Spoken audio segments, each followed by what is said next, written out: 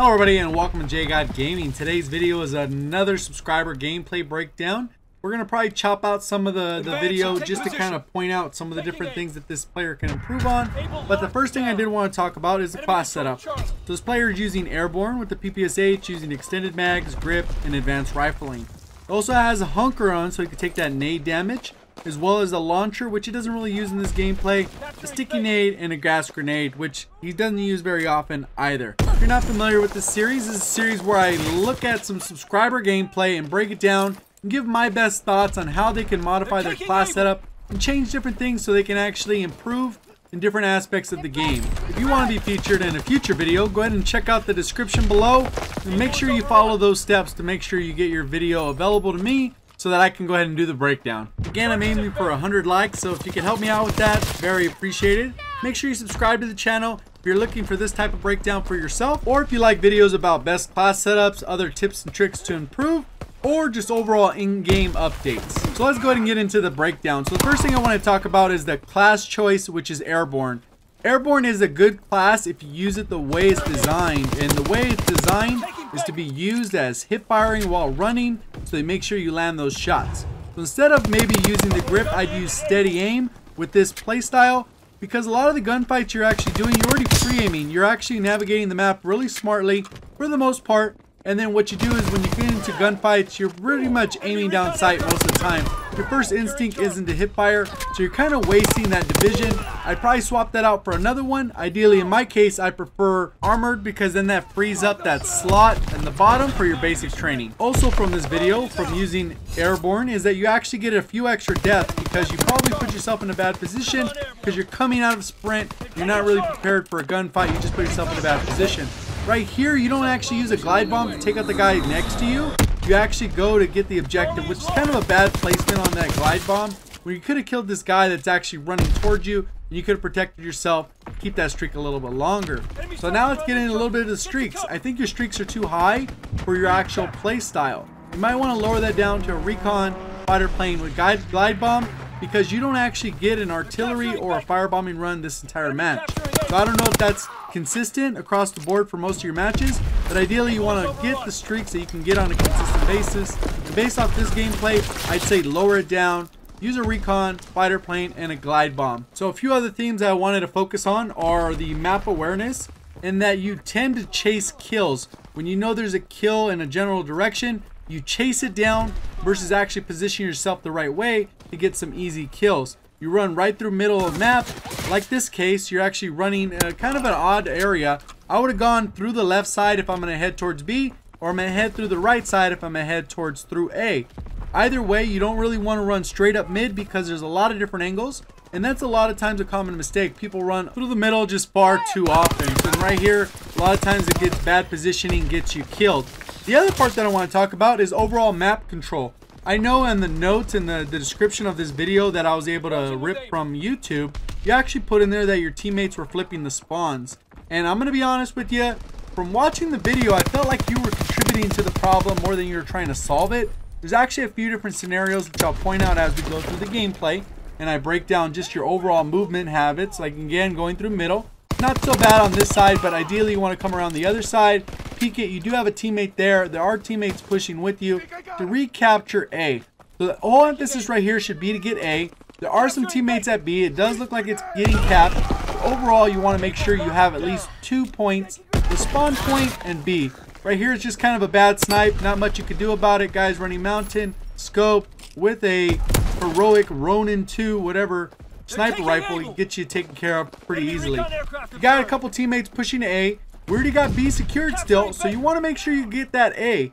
So you kind of, your teammates are flipped between both of those, but you want to make sure to do what you can. So right here you are going for A, which is really good thing to do.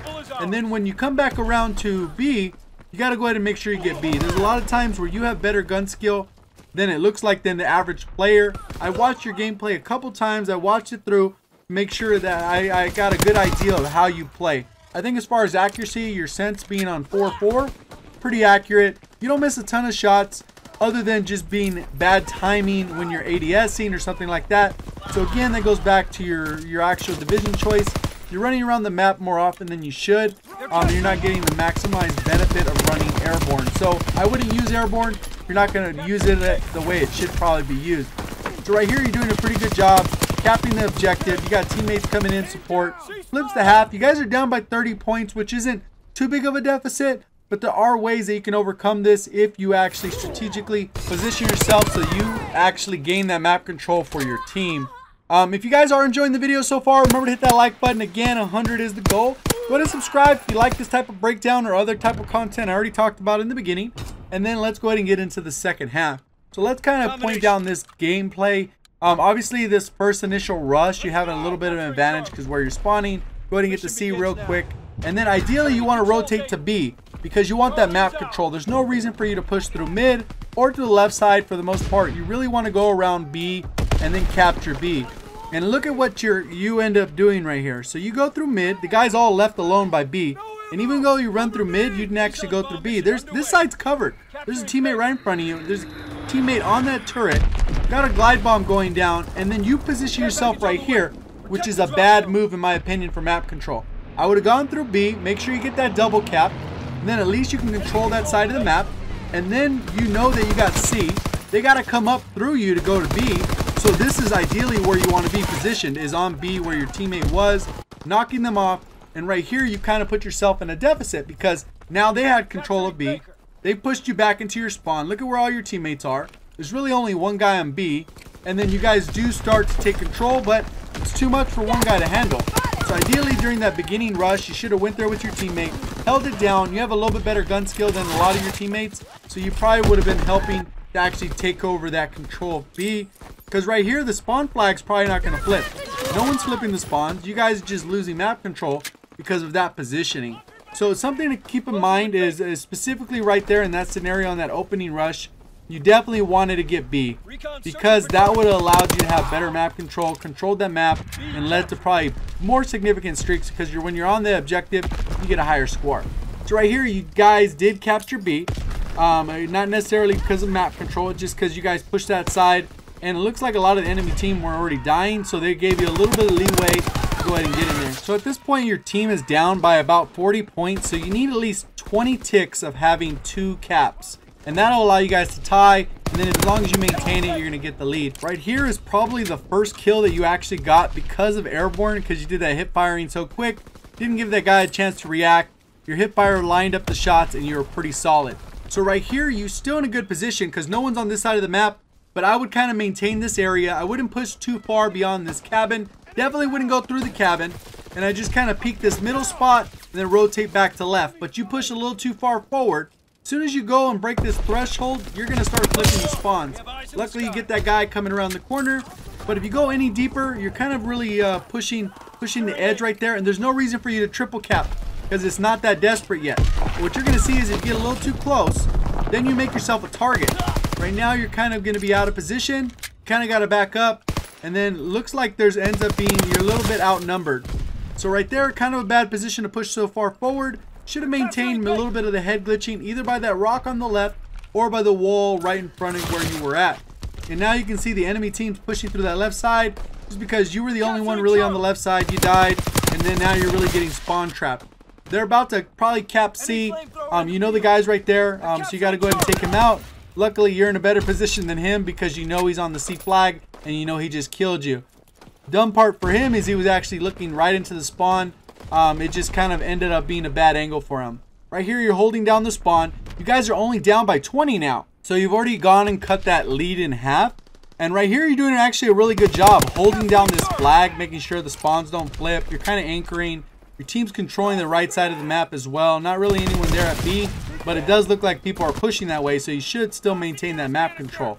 Only down by 15. The score's getting closer. There is a guy on C. A little bit of bad nade there, but you are still maintaining this spawn. As long as you maintain this spawn flag and B, you guys are going to win the game at this point.